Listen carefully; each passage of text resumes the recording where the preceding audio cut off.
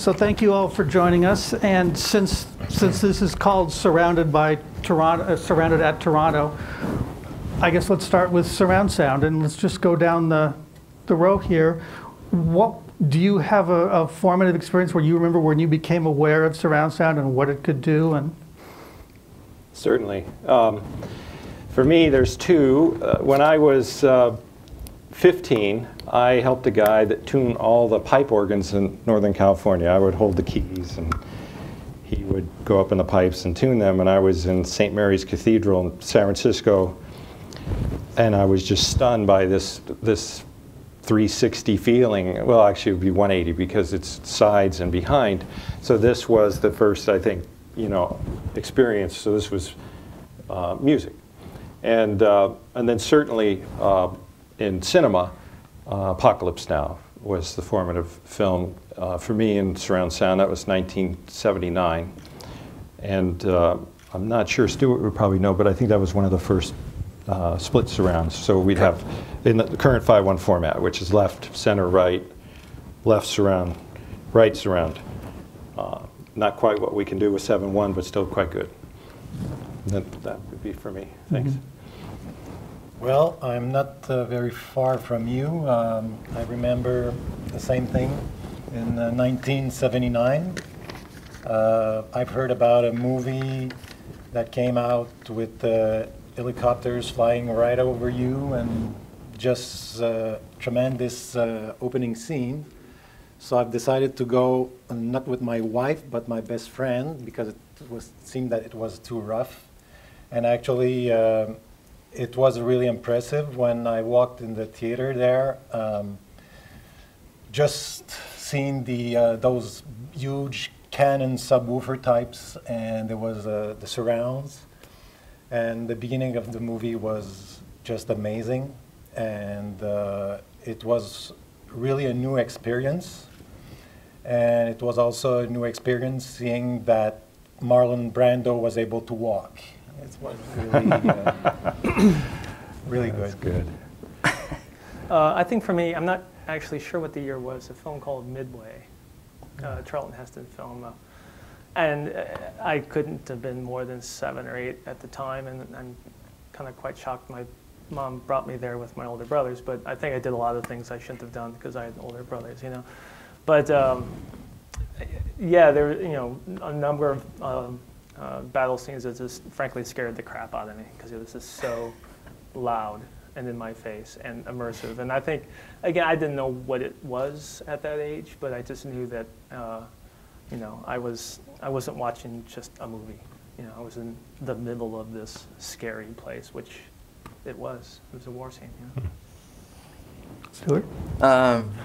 Yeah, I think about the same because I didn't really know what it was at the time, and I didn't even know the technology behind it at the time either. But I was fortunate in the city where I grew up in England was one of the few theaters that was 70 millimeter, and Star Wars and Superman was one of the first few films I experienced surround sound, and especially in Star Wars, the opening sequence. The Star Destroyer coming over. I think my brother still has my nail marks in his arm because I have no idea what was going on. But that's his personal tattoo now. So Stuart, you were sort of instrumental in helping bring about 7.1. I mean, can you bring us up to date here, just sort of on the history of surround sound? So, before we get into talking about.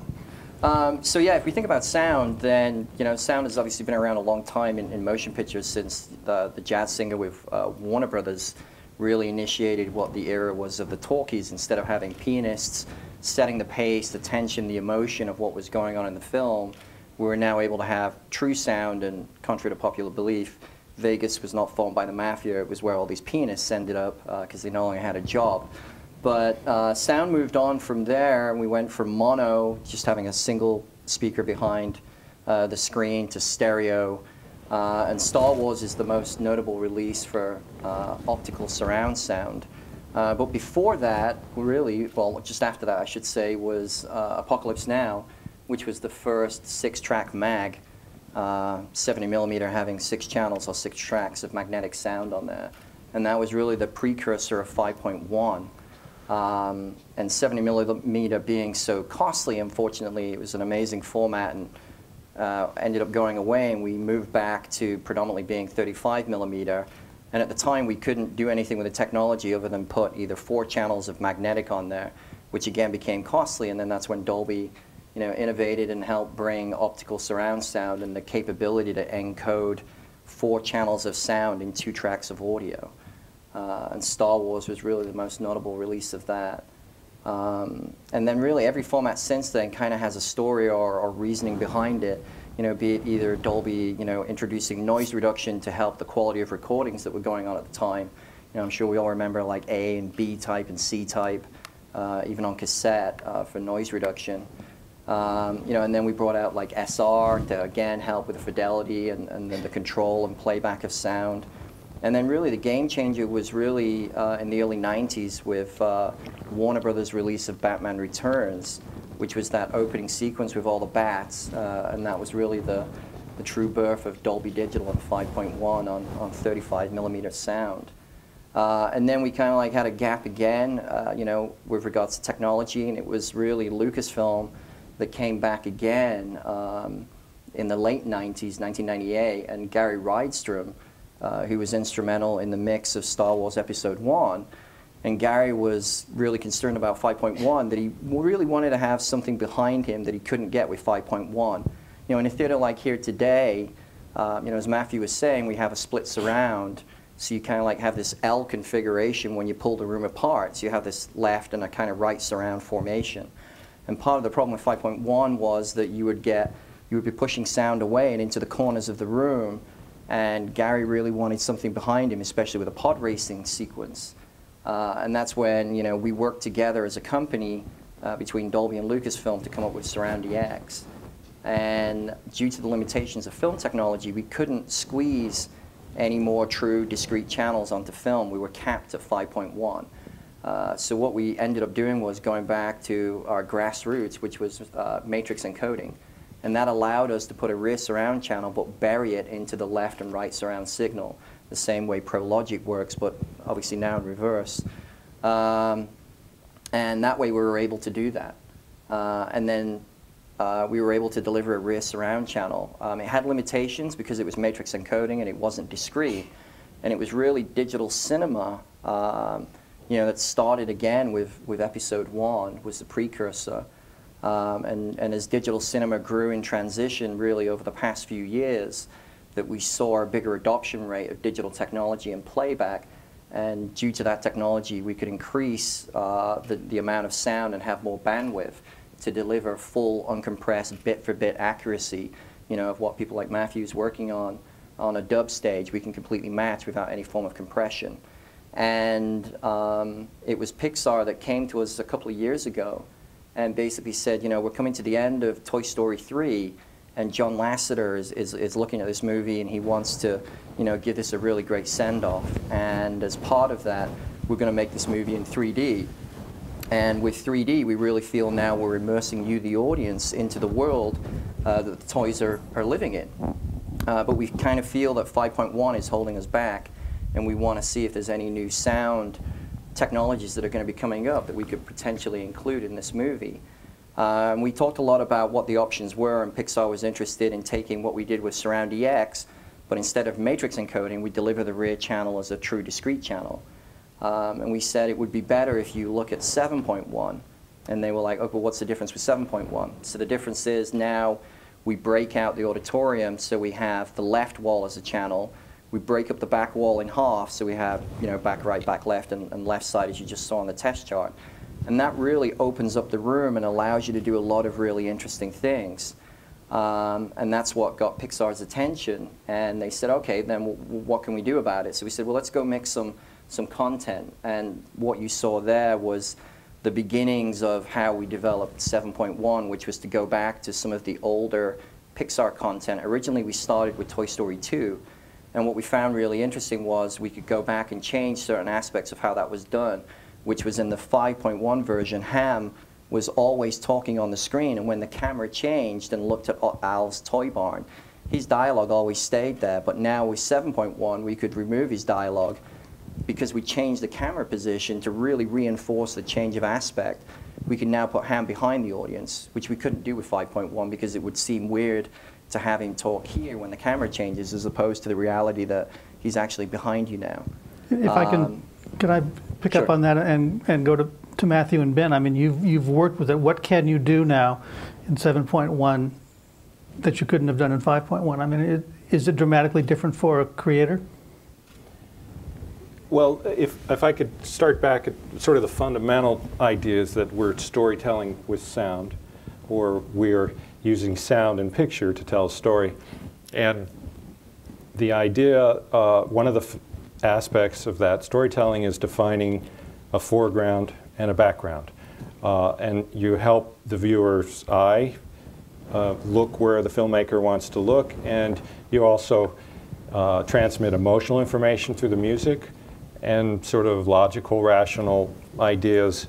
Like in the Tron clip we saw, we knew where the disc was even though we didn't see it all the time because of the sound. And with 7.1, we have this ability to, I think that the term we're going to use and we'll probably hear a lot is immersive. We're immersed in the image of sound and picture, and we know it's circling around us, and that's possible because of this front and rear idea of the surrounds.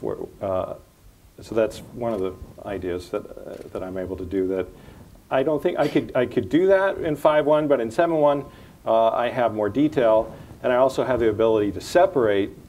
I'll give a brief example. I recently upmixed. Upmix is a term where you take the previous format 5.1 and take it to 7.1. Final Destination 5, which has this plane crash in it. Has anyone seen the movie? It just came out? Not popular here, I see. So the viewer, you're in a plane when a hole gets ripped in the plane, and chairs and people start flying out of the plane, and so you can imagine there's the sound of all this activity. It's very visceral, it's very frightening. And what I did is I took the sound effects, the visceral detail of what's happening, and I put that in the front surrounds as well as in the front. So you're enveloped and it's close to you. And then I put the music, which is more the emotional, you're responding to the tempo of the music, to the key, the minor key of the music. And the emotional aspect I put in the front and in the rear surrounds. So where I needed detail, I was able to define that specifically in front and close to you, and then where I knew I could count on the emotion getting across without all perhaps the detail because it's in the back, that's where I put the music. So that's also an attribute that was really helpful. Ben, have you noticed? Well, actually, NFB has just started to move with 7.1. We just finished a film called Aura that's going to be presented here.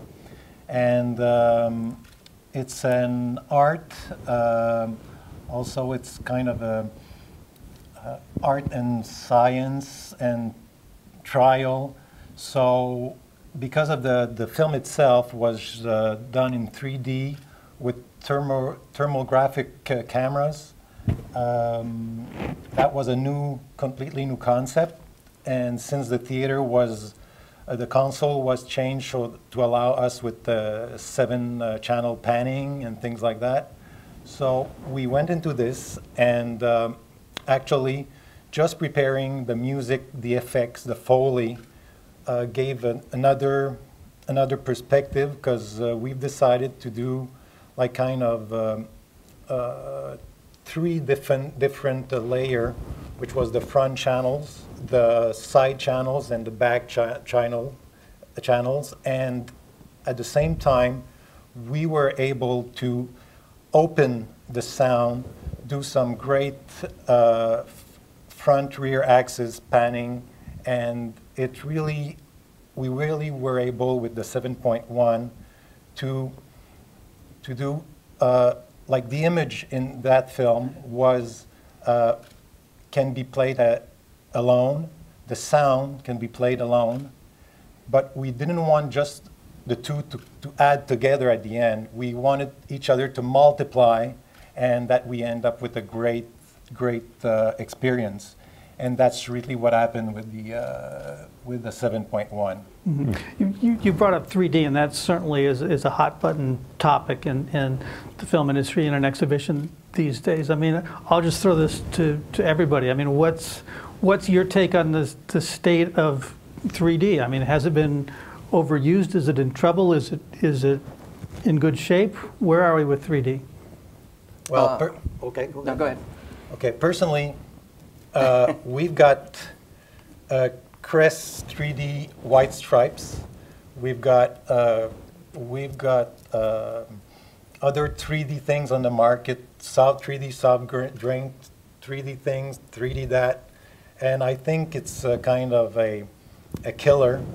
3D, yes, but 3D is not made to be, is not there for all films.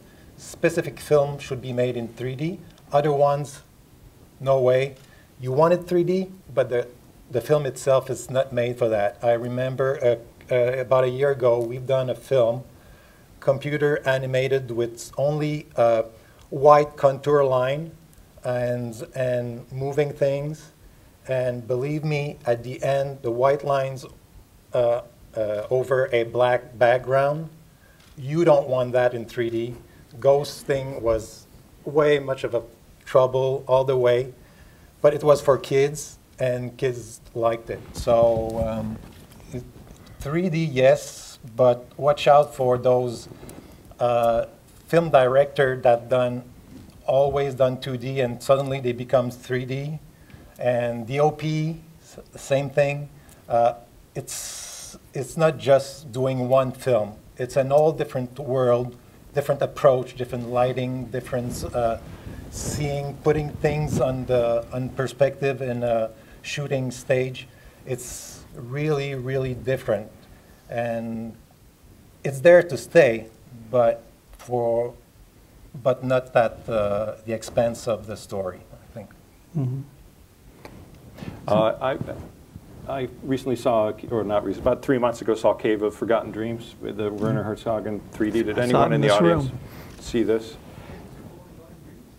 Yes, exactly. And this was shot in, it looked to me, well, it was shot in video, but it did not look like very much of an HD video. I don't know if you felt the same way. And I still, even at the lower resolution and the lower quality, it was incredible to be inside that cave with this 3D image. And it was not the greatest 3D in terms of the luminance, the brightness of the screen, but it was a tool that worked there. And so my point that I'm bringing up is that even at maybe this, primitive is the wrong word, but I guess this lower resolution idea really served that film well, and I was happy to be able to experience that. And I also think it's probably like any other technology. It's just going to get better and better and cheaper, and people learn how to use it in more profound ways. Mm-hmm. Right. I mean, I suppose it's one of those new digital tools you can use, and another part of that is restoration, which digital seems to make easier. I mean, Doug, can you speak to what you did in working on the restoration of Apocalypse Now? Yeah, we James Mikowski is the archivist for Zoetrope Films, and he approached me that Mr. Coppola wanted to restore Apocalypse Now Redux, and excuse me, that had been done in 2000, I believe, for DVD. That transfer to D5 at the time was supervised by Vittorio Storaro, and by all accounts was a very good transfer. But I think there were elements of that technically needed to be updated for the Blu-ray technology. The original transfer was on the seriality, and there were some issues with that transfer, although it being the best at the time.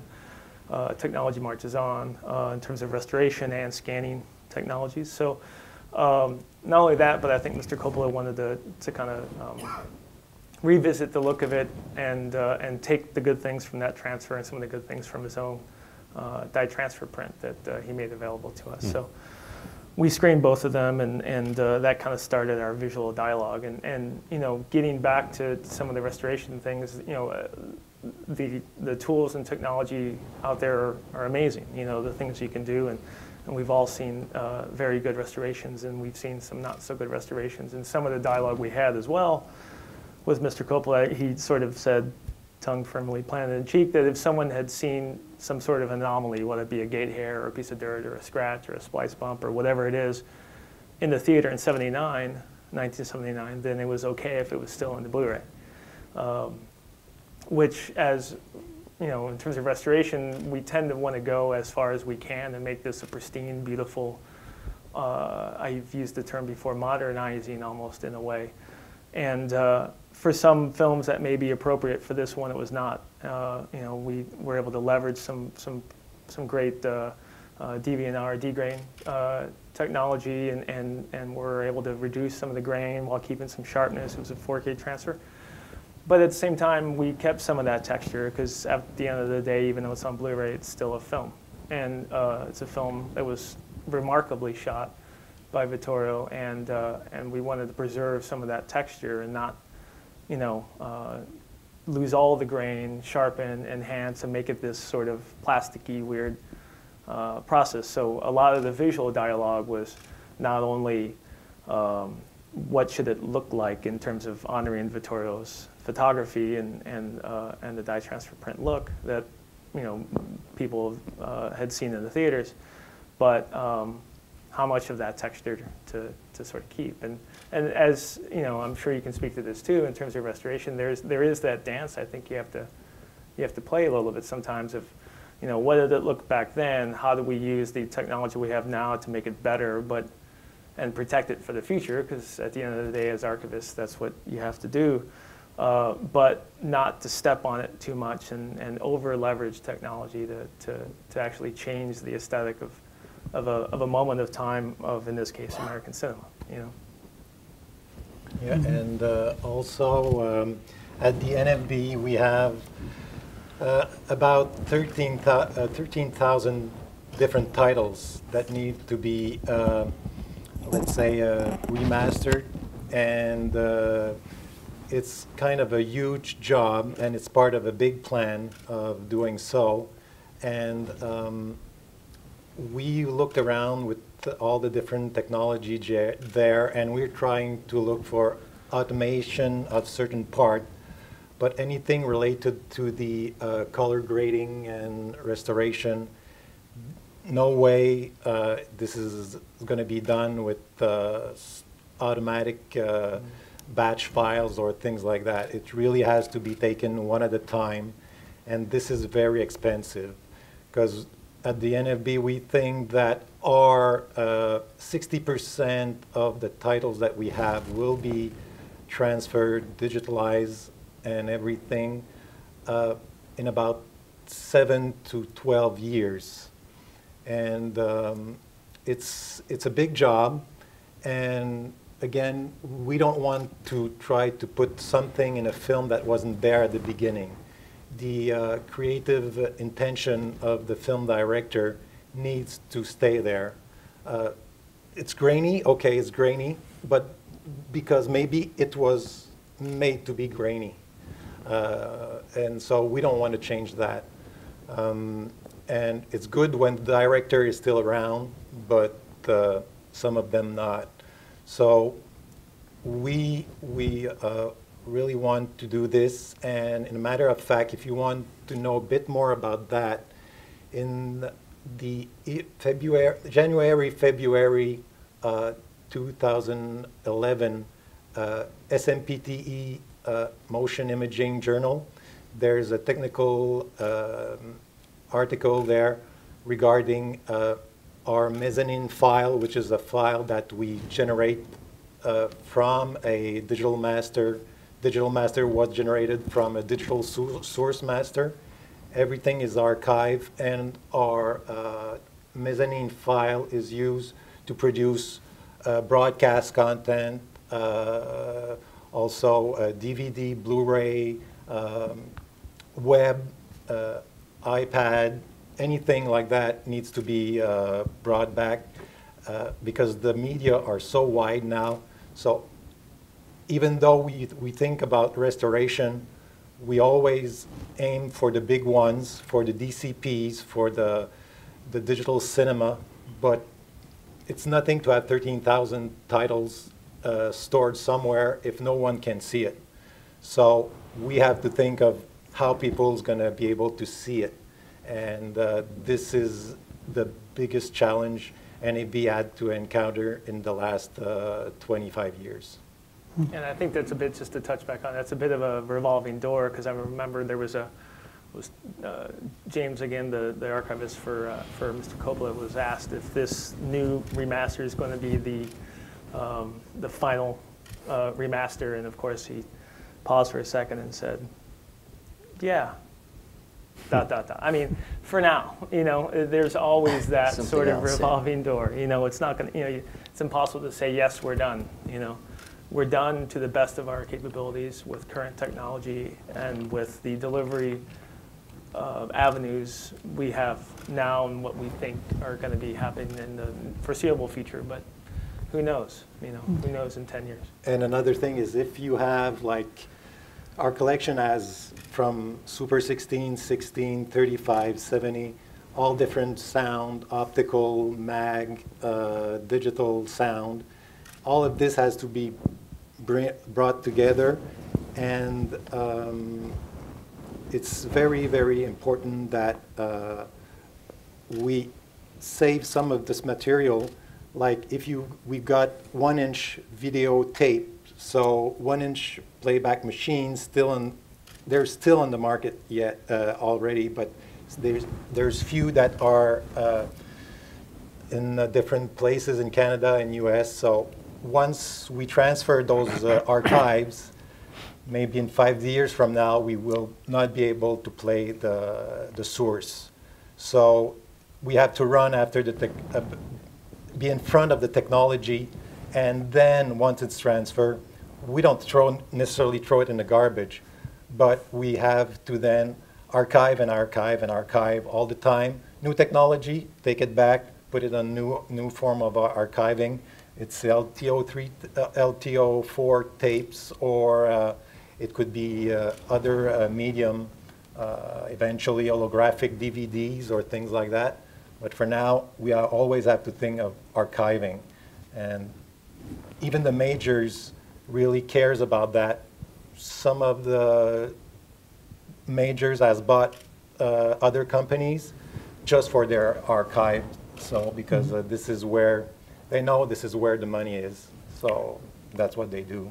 I mean, we're talking on all of this about a time when there's dramatic improvements in cinema imaging and in cinema sound, and we could go on and talk about 4K and high frame rate and all of that. But I'd like to just jump to a larger question here and throw it out to everybody, which is, where do you see cinema going, and what do you hope for?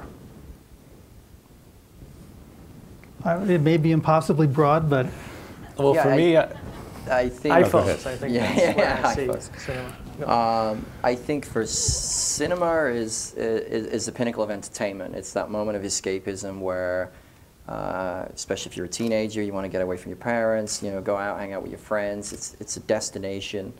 And, and cinema has evolved over the years from, we built single-screen cinemas, and we split them, and we split them, and we built megaplexes, then we started shrinking back down again. And I think there's going to be a resurgence of kind of the boutique theater, which is the more smaller, specialized cinemas that cater to the die-hard movie fans, where it's the 21 and over crowd, or having better facilities, better seating, good ambience, good sound, quality image. And pushing that to be a more immersive and greater experience. For me, it's getting closer to analog. It would be the idea that it isn't a digital reproduction of something. It's an analog of that thing, meaning you're in it. It seems real, which would be the ultimate escape. Right. We seem to get closer and closer. I'm hoping Well, what I'm hoping for is the opposite of MP3s, that we get much higher resolution audio. But it is interesting. I mixed the clip that you saw of the temples, the valley. It's Pagan Valley in Kashmir, and that was shot in 70 millimeter, and we use 7.1 and 96K audio for those who know. But the producer Mark was saying that, you know, in the end it's cinema, and it needs to play on an iPhone. You know, someone should be able to watch this on an iPhone and get the message that I'm trying to convey. So the point is that MP3, it's convenient, it's certainly not immersive, but analog, which we're getting closer and closer to, for me is the ideal, evolution. Personally, I would think that right now cinema is with a screen, kind of big window right in front of you, that if it's in 3D, the image is behind the window and in front of the window. If it's too in front of the window, you get tired of 3D. If it's in the back, it's not bad. I see more like in the real life, we are surrounded by images, and so I would think that eventually I would have seen first thing for image, like kind of maybe three projectors, each blending together, getting Like a some Cinerama. kind of surround Yeah. thing. And also sound, I would see like kind of many speakers, but the same kind of speakers all around the room, so that whatever happens around you, the bus passes there, you feel it there, it turns, you feel it turned in the back, and there's no kind of any EQ changes or size of the picture matter, or size of the speakers matter. It's things is there, and I think it could be a great experience, and I'm sure that theater owners would like to have things that the consumer won't have. I don't see a consumer buying 3 projectors and having a big screen and speakers all around. So the theater owners wants to have these kind of new things to bring people and to keep people going to the movie. And they don't want to have something else that's going to say, oh, well, that's all we can give you, and maybe at home you have better deal. No, it has to be innovative, and I think that all the industry can benefit from this, definitely. Yeah, I see it more from a, I don't know, similar thing you were saying in terms of technology getting out of the way of itself and it just sort of being what it is. We were talking over dinner about, you know, the tired argument of digital and film, and you know, all of the measuring stick was always film, and you know, you evaluate a digital camera, Red or Alexa or a D21 at the time or whatever it is, based on, you know, a side-by-side shootout with Super 35 or something. And it was always the sort of tired argument. And you know, I see cinema, or I guess as I would see it, visual language changing, where what we accept as a good quality image isn't necessarily what it would look like if it was shot on 35 and contact printed and projected on a beautiful, perfect film projector. I don't think that that's necessarily where language visually is going. I think, you know, what is acceptable is you shoot it on whatever, and obviously there has to be some sort of standard for quality. God knows we've accepted a pretty wide range, and I think, you know, ultimately it serves a story, so that's always acceptable. But you know, coming out with some sort of crazy look as a colorist to call attention to itself is self-serving and doesn't necessarily serve the story. But creating a film shot on whatever that looks just like a piece of 35 doesn't make a lot of sense either. I have, you know, more and more sometimes, well, less and less actually, I should say. But for a long time, there were clients who would say, I want it to look like it was shot on film. And so I would immediately say, well, then why didn't you shoot it on film? You know, because it's kind of a red herring. I mean, you know, you shot it on the format you wanted to, perhaps for budgetary reasons, but embrace that and make that, you know, you can make that what it is, and it doesn't have to equal some sort of arbitrary bar that we've sort of, not arbitrary, but historically is set as a piece of film. So I see cinema as this sort of evolving visual language that is being informed by all kinds of media, whether it be commercials, music videos, television shows, feature films, short films, experimental films, CGI, whatever it is, you know. I'm afraid we're basically out of time here. Let me just, anybody have any recommendations or tips for the festival besides to go see Matthew's movie and Ben's movie? Those are the two. Yeah, we'll see. Sorry. Oh, my good friend David Wasco is production designer on Rampart, which is playing this Saturday, which set in Los Angeles in the 80s with Woody Harrelson. So I'd highly recommend that.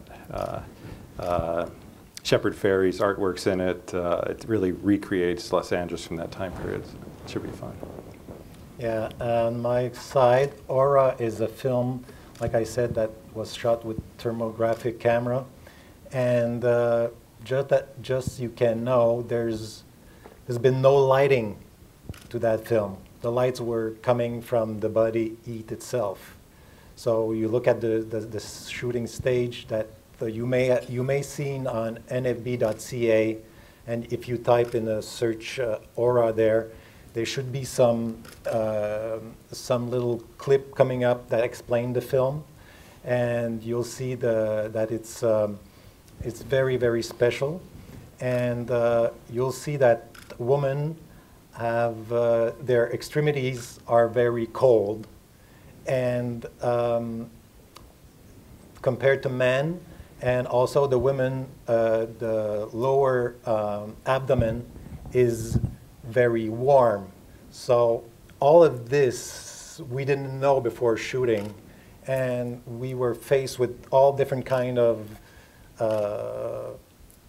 surprises by looking at what actually the heat was generated as an image in the camera. And by the way, the camera has no lenses, so don't have to clean anything or whatsoever. Just well, actually, it's just military material. So we weren't able to shoot it in Canada. We had to go in Vermont and rent a place there, and just have a week of shooting.